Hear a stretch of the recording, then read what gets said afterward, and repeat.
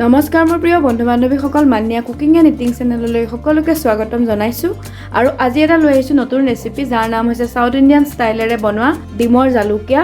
আৰু এই ৰেচিপিটো খুব টেষ্টি হয়। আহকচোন কেনেধৰণেনো বনাওঁ আপোনালোকে চাব। আৰু তাৰ বাবে মই এতিয়া ডিমকেইটা বইল কৰি এনেধৰণে মাজেদি ফালি লৈছোঁ। আৰু মই এতিয়া কেৰাহীখন লৈ ল'ম। আৰু মই এইদৰে কেৰাহীখন লৈ লৈছোঁ। এতিয়া মোৰ কেৰাহীখন গৰম হৈছে। মই ইয়াত দিম এতিয়া মিঠাতেল, প্ৰায় 3 চামুচমান দিছোঁ। আৰু এইখিনি গৰম হৈ গৈছে। ইয়াতে মই দিম এতিয়া জালুকৰ গুড়িও মই প্ৰায় 1.5 চামুচমান ব্যৱহাৰ কৰিছোঁ। অকণমান দিম হালধি আৰু অকণমান দিছোঁ নিমখ, অকণমান লৰাই ল'ম। আৰু ডিম কেইটুকুৰা মই এনেধৰণে ফ্ৰাই কৰি ল'ম। আৰু গেছটো মই ল' ফ্লেমতে লৈছোঁ। আৰু এনেধৰণে মই অকণমান লুটিয়াই দিছোঁ। আৰু মই এইখন ফ্ৰাই কৰা হৈ গৈছে। এতিয়া মই এখন প্লেটলৈ উঠাই ল'ম। আৰু এতিয়া ইয়াত দিম কেইটামান জিৰা, গোটা জিৰা। আৰু মই পিঁয়াজ কাটি লৈছিলোঁ সৰুকৈ, তো এইখিনি মই ইয়াত এতিয়া দি দিম। টেষ্টি হয়, পিঁয়াজৰ টেষ্টটো বেছিকৈ আহে, তো পিঁয়াজখিনি মই অলপ সৰহকৈ লৈছোঁ।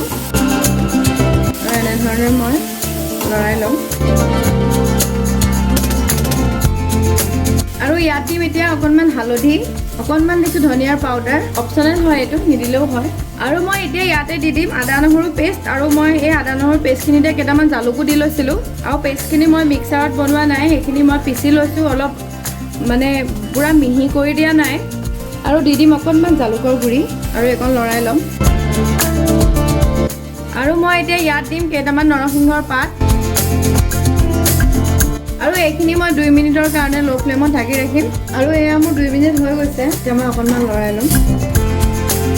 যদি এই পিঁয়াজখিনি কেতিয়াবা পিচিও দিয়ে, সেইটোও কিন্তু বৰ ধুনীয়া এটা টেষ্ট আহে। আৰু মই এতিয়া ইয়াত দি দিম কাটি লোৱা বিলাহী। মই বিলাহী কাটি লৈছিলোঁ সৰু সৰুকৈ এনেধৰণে, গুটিখিনি গুচোৱা নাই, এনেধৰণেই কাটিছিলোঁ। আৰু এইখিনি মই ইয়াত দি দিছোঁ। আৰু মই ইয়াতে দিম এতিয়া 1 চামুচ red chilli powder. Red chilli পাউডাৰটো অপশ্যনেল হয়। ৰেড চিলি পাউডাৰৰ ঠাইত আপোনালোকে কেঁচা জলকীয়াও ব্যৱহাৰ কৰিব পাৰে। আৰু মই এই ৰেড চিলি পাউডাৰটো পেকেটৰ ৰেড চিলি পাউডাৰ ব্যৱহাৰ কৰা নাই, মই ঘৰতে এইটো ৰেড চিলি পাউডাৰটো বনাই লৈছিলোঁ।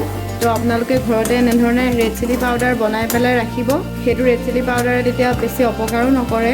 আৰু এইখিনি মই এতিয়া প্ৰায় 5 মিনিটৰ কাৰণে ল' ফ্লেমতে ঢাকি ৰাখিম। আৰু মোৰ এই 5 মিনিট হৈ গৈছে, ভালদৰে হৈ গৈছেগৈ। আৰু মই এতিয়া ইয়াত দিম অকণমান পানী। আৰু মই গেছটো অকণমান বঢ়াই দিছোঁ। এতিয়া মই ইয়াত দিম টেষ্ট অনুসৰি নিমখ। যিহেতু মই অথনি অকণমান নিমখ ব্যৱহাৰ কৰিছিলোঁ, তো মই এতিয়া অকণমান আকৌ দিছোঁ।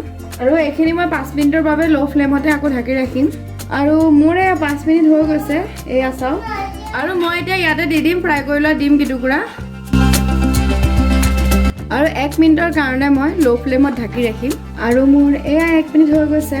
আৰু এয়া চাওক কিমান ধুনীয়া হৈছেগৈ। আৰু ইয়াত আপোনালোকে বেছিকৈ পানী দিলে তাৰ সোৱাদটো কিন্তু কমি যাব, তো পানীটো একেবাৰে কমকৈ দিছোঁ। অকণমান গ্ৰেভি টাইপৰ হৈছে।